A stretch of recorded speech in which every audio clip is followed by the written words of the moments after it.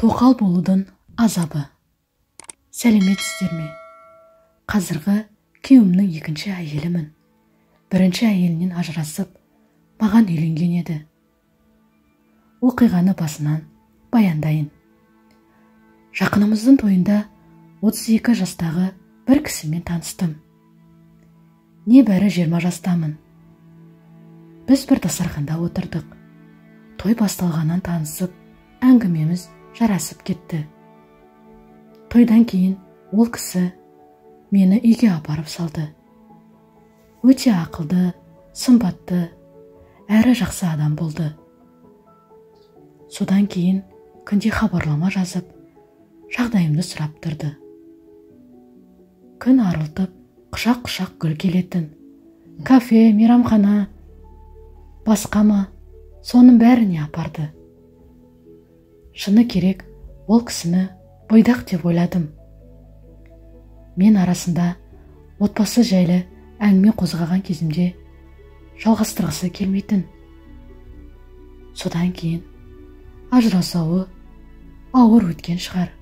Әйелі қайтыс болды ма екен деген сұрақтар болды санамда. Бірақ өзі айта алатын кезде айтсын деп бұл тақырып төңірегінде ештеңе сұрамадым. Айтпадым. Сөйтіп жүргенде біздің таныстығымызға жарты жылдан асып бара жатты. Ол қамқорлық танытқанын, сыйлық жасағанын тоқтатпады. Бірақ үйлену жайлы әңгіме қозғамайтын. Мен де бір-бірімізді жақын білгенімізді қалап жүрген шығар деп оған ештеңе демедім. Содан не керек? Бір күні мен ол кісінің әйелі бар екенін білдім. Сол тойға барған құрбымыздың үйіне шайға барғанда адамдардың айтып отырғанын естідім. Төбемнен біреу суық су құйып жібергендей әсер етті. Орнымнан тұрдым. Сыртқа шықтым да оған жаздым. Қайта маған хабарласпауын, аулақ жүруін ескерттім де, содан кейін оның телефонын көтермедім. Ол маған тыныштық бергенді қойды. Күнде үйіме келеді. Ажырасайын деп жүргенін айтты. Мен оған оралсам да, оралмасам да, онымен ажырасуға шешім қабылдап қойғанын және бұл әйелмен ортақ шешім екенін айтты. Білуімше, олардың 3 баласы бар екен. Отасқандарына 8 жыл болған екен. Соңғы 1 жылда түніспеушілік жиілеп кеткен. Екеуі сөйлесе келе ажырасуға шешім қабылдаған.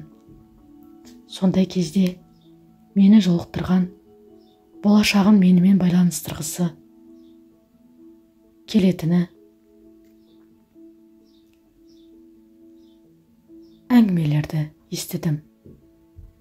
Мен де ол кісіден алыстағым келмейді. Ақыры оны қабылдадым.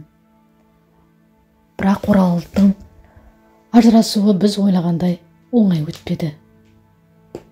Сондай қиын кезде оның әйелін жек көрдім.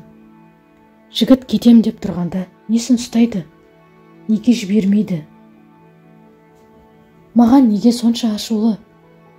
Мен болмасам да бітетін іс еді ғой деген сияқты оны кінәлай бастадым. Ақыры олар ажырасты. Біз тойға дайындалдық.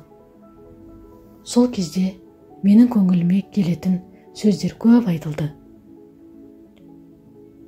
Өте көп адам маған сен біреудің отбасын бұзып, шырқын кетіріп, балаларын әйелін жылатып, алып кетіп барасың. Бұлай бақытты болмайсың. Біреуді жылатып, ешқашан бақытты болмайсың деген сөздер көп айтты.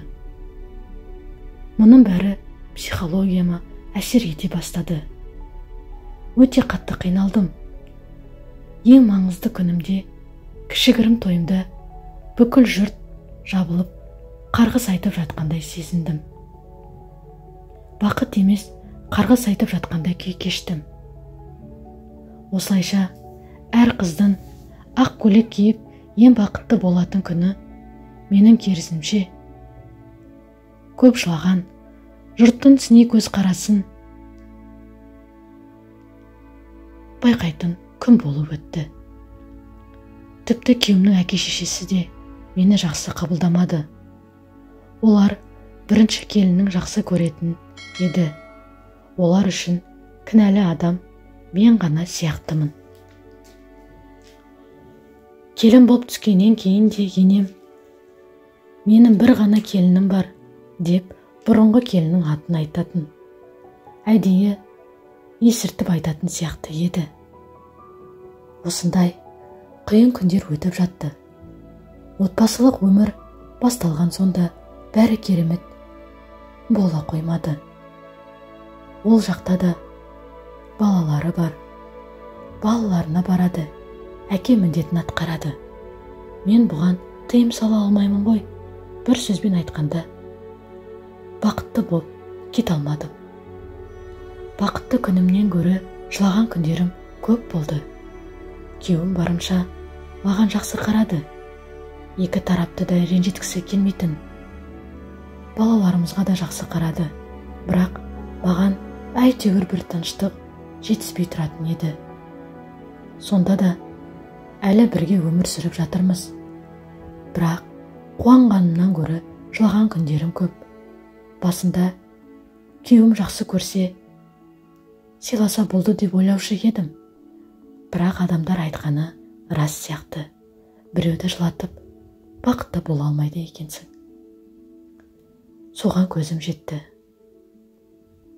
Жап-жақсы тұрсақ та, менің жаным тып-тыныш болған күні өте аз еді. Сол үшін де осы қатты жазғым келді. Оның бірінші әйелі тыныштық бермейді емес, керісінше бізге мүлде араласпайды. Күйеуіммен тек балалары жайында ғана сөйлеседі, болды. Кейде ол кісімен кездесіп, кешірім сұрасам ба деген ой келеді. Бірақ оған менің шамам жете ме? Ойлаған жағдайды орындау өте қиын ғой. Отасқанымызға да 6 жыл болса да, біреудің отбасын талқандаған әйел деген сөз әлі күнге артымнан ереді. Әлі күнге бір отбасын тыныштығын бұзған адам ретінде саналамын. Сол да менің жанымды жегідей жейді. Осындай сезімнен қалай құтылсам екен? Әлде екінші болған әйелдердің бәрі мен сияқты сезімде бола ма екен? Мен сияқты көңіл күйде жүре ме екен?